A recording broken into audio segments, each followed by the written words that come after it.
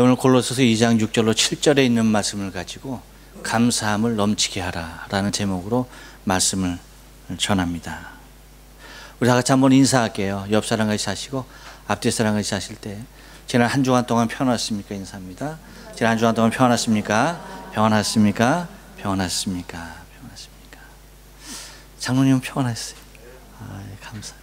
우리 정권사님도 그래요. 감사합니다.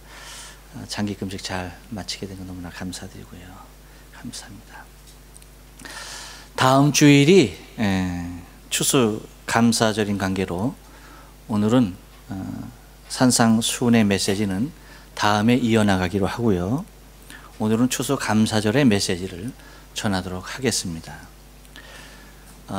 성경의 레위기 22장 말씀을 보면 하나님께서 모세를 통하여서 이스라엘 백성에게 그들이 하나님의 언약과 약속의 백성이요 하나님의 축복의 백성인 것을 가르쳐주고 있는 것을 볼 수가 있습니다. 그리고 하나님의 백성으로서 반드시 절기를 지켜서 감사의 제물을 드리라고 그렇게 교훈하고 있는 것을 우리는 바라볼 수가 있습니다. 추수감사절은 이스라엘 백성들이 하나님 앞에서 지켜야 했던 유월절, 맥주절과 함께 이스라엘의 3대 절기에 해당하는 그러한 중요한 절기입니다. 유월절이 이스라엘 백성을 하나님께서 노예된 그 땅에서 구원해 내어진, 그래서 자유인으로 부름을 받게 하신 그 은혜에 감사하면서 즐기는 절기라고 한다면, 맥주 감사절은 가나안에 들어가서 농사여서 밀과 보리를 수확한 그러니까 자유의 몸으로서 이제는 하나님의 백성으로서의 온전한 땅에서 하나님을 제사하는 그러한 절기였고, 또한 추수감사절이라고 할 때는 한 해의 모든 것을 풍성하게 채우신 그 하나님의 놀라우신 은혜, 그 풍성함에 대하여서 감사하는 절기라고 할 수가 있겠습니다. 그래서 7대 절기 중에 7대 절기도 쭉 있지만 그 7대 절기들 중에서 하나님은 이 3대 절기에 매우 큰 의미를 두면서 그 절기들을 지켜 나갈 것을 이야기해 주고 있는 것을 볼 수가 있습니다. 그래서 기독교에서 지나치게 강조하여도 더함이 없는 것, 그것이 무엇일까라고 하는 것입니다. 그것은 아마도 감사. 첫째도 감사요, 둘째도 감사요, 셋째도 감사일 것이다 라고 하는 것입니다. 이 감사의 구체적인 내용을 우리가 세 가지로 나눈다고 한다면, 첫째는 감사의 내용은 다른 것이 아닐 것입니다. 그것은 구원에 대한 감사겠죠. 이것은 구원에 대한 감사라고 하는 것은 하나님이 절대 주권에 대한, 하나님께서만이 우리를 구원하시고 하나님만이 절대자인 것에 대한 철저한 고백을 근거로서 하나님 앞에 감사를 두는 것, 하나님 앞에 감사를 하는 것이고, 두 번째는 인도에 대한 감사겠죠. 이것은 하나님의 동행을 의미하는 것으로서 임마누엘 하나님 되시는, 우리의 삶 가운데 언제나 함께 하시는 하나님임을 우리에게 보여주고 있는 그 모습에 대한 감사일 것이고, 세 번째는 풍성함에 대한 감사일 것입니다. 이것은 축복을 주시는 분이 하나님임을 고백하는 부분으로서 하나님께만 경배한다라고 하는 아름다운 신앙의 고백이 아닐 수가 없다라고 하는 것입니다. 그래서 여러분, 감사는 하나님께 드리는 나의 표현이 되는 것입니다. 우리 한번 옆 사람에게 얘기해 줍니다. 감사는 하나님께 드리는 나의 표현입니다. 예, 그렇습니다, 여러분. 감사는 다른 것이 아니에요. 하나님 앞에 나 자신을 표현해 드리는 것입니다. 나를 위해서 행하신 그 모든 것을 행하신 하나님 앞에 내 마음, 내 뜻, 내 정성을 표현해 드리는 것이 감사라고 하는 것입니다. 그래서 여러분, 감사함이 넘치게 하려면 오늘 본문의 말씀 보니까 뭐라고 말합니까? 감사함을 넘치게 하라. 감사함을 넘치게 하려면 어떠한 모습에 감사함이 넘쳐야 될 것인가 라고 하는 것입니다. 그래서 오늘 본문은 바울이 골로새 교인들에게 보내는 서신의 일부인데, 이 말씀을 통해서 우리가 감사함이 넘치게 하려면 우리의 삶 가운데 어떠한 모습의 것이 필요한 것인지에 대해서 우리가 살펴보면서 은혜를 나누고자 합니다. 한번 따라서 합니다. 감사의 근원이 바뀌어서는 안 됩니다. 예, 여러분 6절 말씀, 오늘 본문 말씀 여러분 잘 보시면, 유심히 보시면, 그러므로 너희가 그리스도 예수를 주로 받았으니 그 안에서 행하되라고 합니다. 뭐라고 말한다고요? 그리스도 예수를 주로 받았다라고 말합니다. 다시 말하면 우리의 감사의 근원은 어디에 있느냐? 다른 데 있는 것이 아닙니다. 바로 구속에 있습니다. 하나님께서 나를 구속하신 그 모습의 가장 큰 근거가 바로 근거를 둬야 하는 것이 우리의 감사의 근거라는 것입니다. 그래서 우리는 세상의 가변적인 것, 이것에 대하여서 우리의 감사의 가치나 근거를 두어서는 결코 안 된다라고 하는 것입니다. 세상은 여러분 언제든지 변하는 것입니다. 거기에 따라서 우리의 감사의 조건을 묻어둔다고 한다면, 여러분 잘 될 때는 감사한 것이고, 그러니까 흥할 때는 감사하되 쇠할 때는 감사치 못할 것입니다. 하지만 우리의 감사의 근거는 오직 우리의 구속함을 입은 그 절대적인 근원을 잊지 말아야 한다는 것이에요. 이것이 베이스에 깔리고 이것이 근원이 되어서 우리의 모든 것을 돌아볼 때에 모든 것이 다 감사할 수가 있다는 것입니다. 그러니까 구속에 대한 감사가 있을 때에 우리는 세상이 어떻게 변하더라도 그 변화에 따라서 우리는 모든 것을 다 감사할 수가 있는 거예요. 흥해도 감사요, 쇠해도 감사인 것입니다. 건강해도 감사요, 병들어도 감사인 것입니다. 무엇을 근거로 감사하기 때문에? 다른 것이 아니라 예수 그리스도를 주로 받은, 구속함을 받은 그 모습에서의 감사가 근거가 되기 때문에 이 세상의 가변적인 그 모든 것이 어떠하든지 상관없이 감사할 수가 있다는 것입니다. 여러분 찬송가 495장 우리는 잘 알아요. 할렐루야 찬양하세, 내 모든 죄 사함받고 주 예수와 동행하니 그 어디나 하늘나라. 할렐루야. 왜일까요? 네, 구주로 말미암아 구속함을 입었기 때문에 그것 하나만으로도 우리는 이 세상 어디든지 우리는 하나님의 나라를 누리며 살 수 있는 존재가 되었다는 것입니다. 그렇기 때문에 여러분, 우리의 감사의 근원이 절대 바뀌어서는 안 되는 거예요. 잊어서도 안 되고 바뀌어서도 안 되는 것입니다. 우리의 감사의 근원은 뭐라고요? 구속함에 있습니다. 예수 그리스도로 말미암아서 구속함을 받은 그것이 절대적인 감사의 조건인 것입니다. 이 위에 우리의 또 다른 감사들을 더해야 하는 것이죠. 그래서 감사함을 넘치게 하려면 한 번 더 따라서 합니다. 예수 안에 신앙의 뿌리를 잘 내려야 합니다. 예, 오늘 본 말씀 7절 상반절 말씀 보니까 이렇게 말합니다. 그 안에 뿌리를 박으며 라고 말합니다. 여러분, 여러분에게 언젠가 말씀드렸습니다. 신앙은 습관이라고 말씀을 드렸어요. 신앙은 습관이에요. 좋은 습관과도 같습니다. 그래서 어떠한 습관이 내게 드냐에 따라서 그 사람의 신앙이 가름되어져요. 그래서 좋은 신앙의 습관이 우리에게 들어줘야 한다는 것입니다. 근데 이것은 어디에서 결정이 되느냐? 그것은 다른 데 있지 않습니다.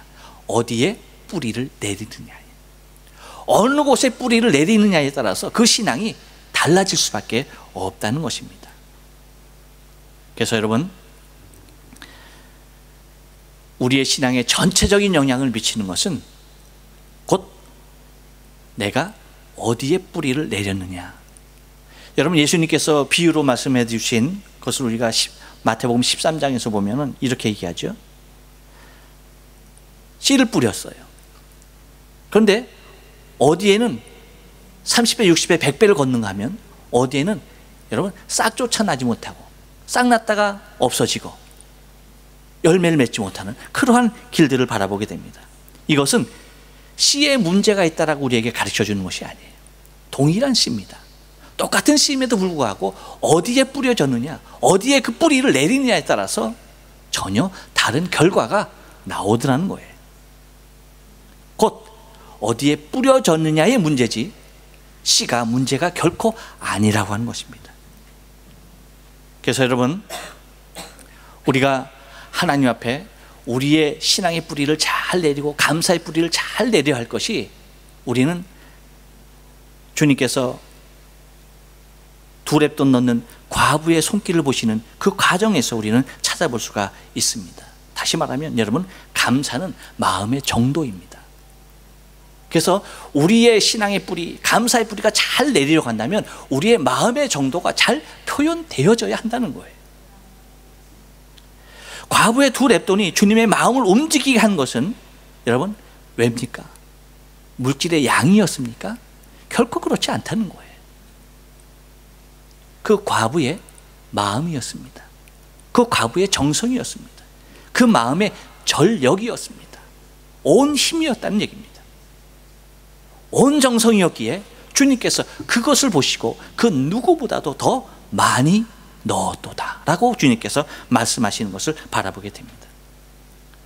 여러분, 우리는 하나님께서 우리에게 감사의 절기를 주는 것을 우리가 감사할 수 있는데 그 이유가 뭐냐? 그것은 내 신앙, 내 감사를 하나님께 표현할 수 있는 좋은 기회를 주신 것이기 때문입니다. 그렇기 때문에 우리는 절기를 부담으로 하나님 앞에 맞아야 할 것이 아니라 감사함으로 내 마음과 내 정성을 표현할 수 있는 절기로 그 절기를 맞이해야 한다는 것입니다. 여러분, 절기가 부담스럽지 않습니까? 왜일까요? 가장 근본적인 이유를 모르기 때문에 그래요. 그렇지만 여러분, 우리가 주님께서 우리에게 주신 그 절기의 이유를 가만히 보면 하나님께서 당신에게 내가 드릴 수 있는 것을 당신이 기쁨으로 받을 수 있다라고 하는 모습으로 우리에게 주신 것을 바라본다고 한다면, 우리의 마음을 표현해서 하나님 앞에 내보일 수 있는 기회가 주어졌다고 한다면 이것만큼 감사한 것은 없다라고 하는 것입니다. 그렇기 때문에 절기는 여러분, 다른 평소 때와 다른 모습의 감사를 우리가 표현할 수가 있는 것입니다. 여러분, 평소에 여러분의 일에 대하여, 일상 중에 일어났던 일에 대하여 감사할 때에 여러분 어느 정도 감사합니까? 우리는 쉬운 표현으로 우리는 물질을 하나님 앞에 담아서 이제 감사를 표현합니다. 어느 정도의 표현입니까? 제가 일본이 경기가 너무나 힘들고 나빠졌다는 것을 제가 피부로 느끼는 것은 뭐냐면, 제가 일본에 처음 왔을 때에, 그러니까 16년 전이죠. 그때는 성도들이 감사하는 것을 보면은 감사의 표현이 어느 정도였냐? 여러분, 보통 가장 기본적인 것이 만엔이었습니다. 여러분, 혹시 16년 전 한번 생각해 보세요. 가장 기본 단위가 만엔이었어요. 그러니까 조금 적게 표현되면 5,000원이었습니다. 근데 16년이 지난 지금 어떻습니까, 여러분? 감사 만엔 찾기 힘듭니다. 그만큼 힘들어졌고 어려워졌다는 거예요. 그러면 우리에게 있어서 감사의 조건이 그만큼 달아난 것인가? 아닙니다. 어쩌면 우리가 힘써 감사해야 할 일들을 우리는 어쩌면 애써서 외면하며 왔을 수도 있다는 것입니다. 여러분, 절기라고 할 때는 우리의 힘과 정성을 다해서 하나님 앞에 감사를 표현해야 할 줄로 믿습니다. 여러분, 감사절기의 헌금의 액수는 어느 정도여야 할까요? 지금 옆 사람의 얼굴 보면 시험 듭니다. 여러분들의 얼굴이 갑자기 다 굳어졌어요. 금액이 딱 나오니까 벌써 뭐 확실하게 달라지는 모습들을 볼 수가 있어요. 느낄 수가 있습니다.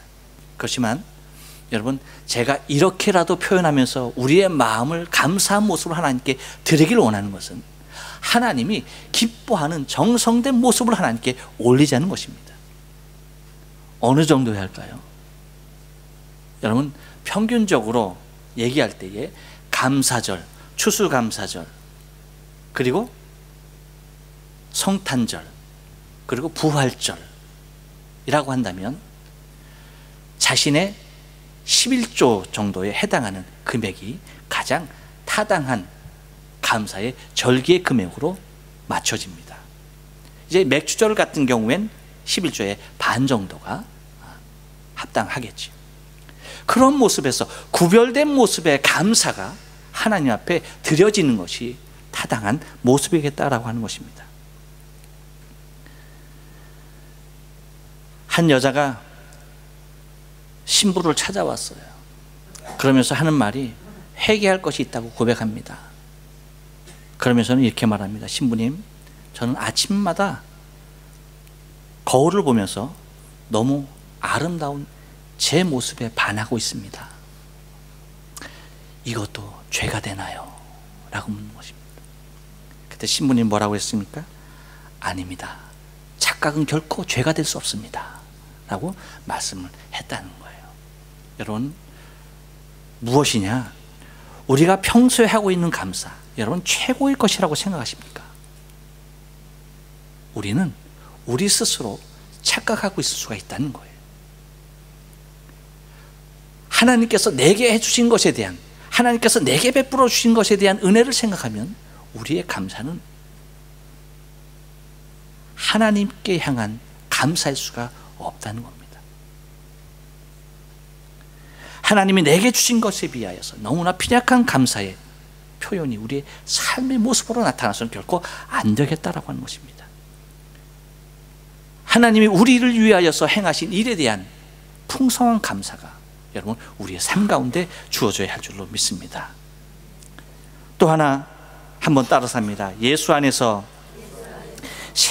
세움을 입어야 합니다.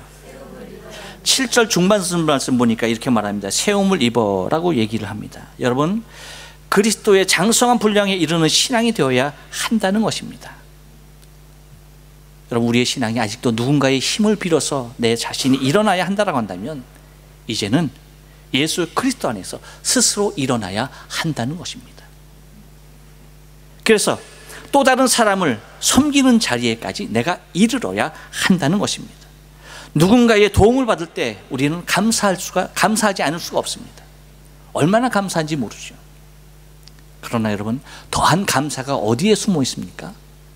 도움을 받을 때보다는 내가 누군가에게 도움을 줄 때, 거기에 더 큰 기쁨과 감사가 거기에 일어나는 것입니다.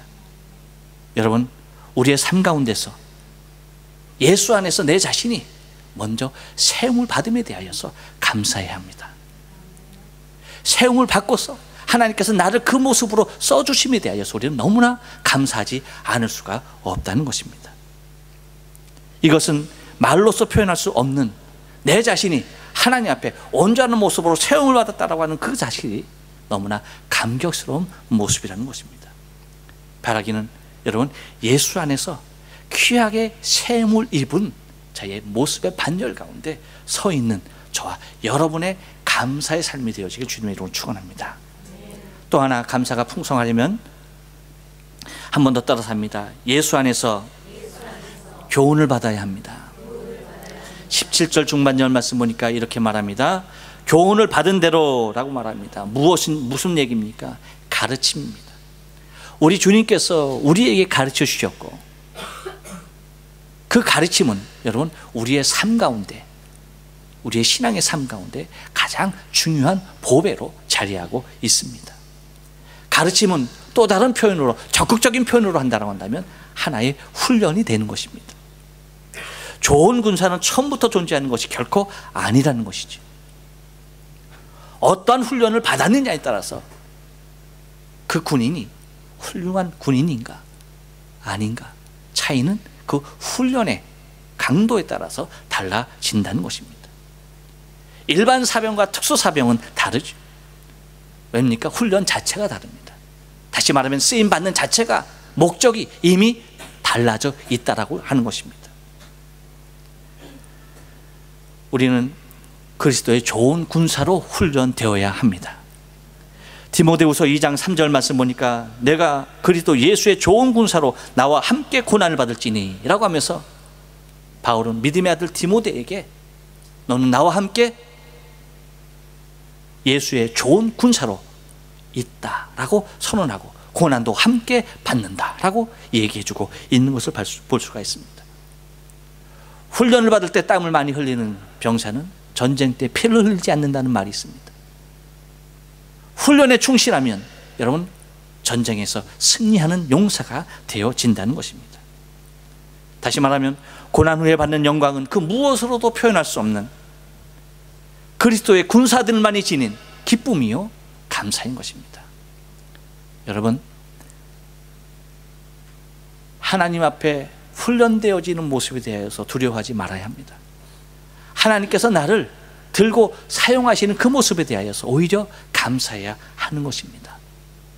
고난이 올 때에 그 고난에 대하여서 이것이 나를 훈련하는 너무나 중요한 시기인 것을 우리는 깨닫고 오히려 감사해야 한다는 것입니다. 왜입니까?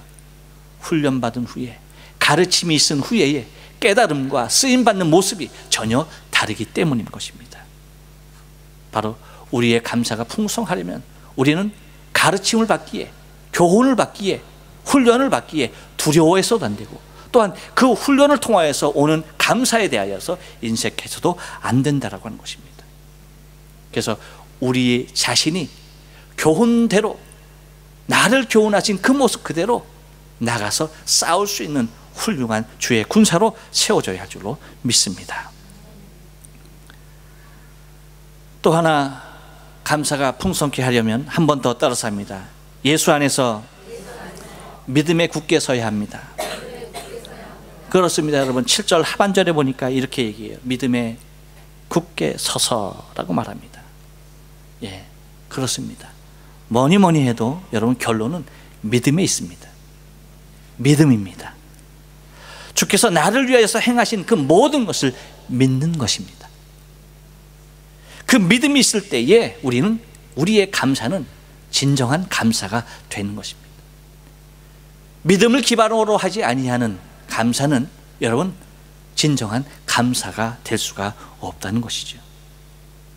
주께서 나를 행하신 그 모든 것을 믿고 나갈 때에, 또한 나를 위한 계획도 믿고 나갈 때에 선하게 일하시고 합력해서 모든 것을 아름답게 이루어 주실 하나님의 섭리를 우리가 믿는다라고 한다면 거기에 우리의 삶은 자동적으로 감사의 표현이 따를 수밖에 없다는 것입니다. 이러한 믿음이 있을 때에 지금은 희미하게 보여도 믿고 오히려 미래에 대한 일을 감사할 수 있다는 것입니다. 이것이 또한 하나님께서 기뻐하시는 일이 된다는 것이죠. 여러분, 하나님을 기쁘게 하길 원하십니까? 믿음이 있어야 합니다. 하나님이 기뻐하는 모습, 여러분 우리의 믿음을 통한 아름다운 감사가 하나님을 기쁘게 하는 것입니다. 허리가 심하게 굽어진 할머니가 병원을 찾아갔습니다. 그런데 단 몇 분 안에 허리를 곧게 펴서 나오는 거예요. 함께 갔던 아들이 의자에서 일어나면서 깜짝 놀라면서 얘기합니다. 아니 어머니, 도대체 무슨 일이에요? 어떻게 된 것입니까? 라고 묻습니다. 그럴 때 어머니가 뭐라고 말합니까? 야, 의사가 나에게 긴 지팡이를 주더라 라고 얘기했다는 겁니다. 무엇을 줬다고요? 긴 지팡이. 짧은 지팡이가 아니라 긴 지팡이를 주었다. 여러분, 큰 믿음이 있어야 합니다. 믿음도 작은 믿음이 아닌 큰 믿음이 있어야지 여러분 그 믿음을 통하여서 하나님은 일하신다는 것입니다. 주님은 우리의 믿음의 지팡이를 주셨습니다. 어디에서나 굳게 설 수 있는 지팡이인 것입니다. 여러분, 우리의 신앙의 삶, 하나님 앞에 무엇으로 감사함을 근거로 삼으려고 합니까? 하나님이 나를 구원하셨고 내게 하나님을 통하여서 모든 것을 이룰 수 있는 강력한 믿음을 주신 것에 대하여서 우리는 하나님 앞에 감사하며 나갈 수가 있습니다. 여러분, 추수감사절을 맞아서 하나님이 나를 위하여서 행하신 놀라운 일들을 우리는 마음과 정성과 힘을 다하여서 믿음에 굳게 서서 감사함이 넘치게 우리의 감사를 하나님 앞에 표현해야 할 줄로 믿습니다. 그것을 통하여서 이번 추수감사절을 통하여서 하나님께서 내 마음과 정성과 뜻을 다 받으시는 아름다운 감사절, 그래서 감사의 축제가 나 자신의 삶을 통하여서 주 앞에 아름다운 제사로 드려질 수 있는 저와 여러분의 신앙의 삶 되어지길 주님의 이름으로 축원합니다. 기도하십니다.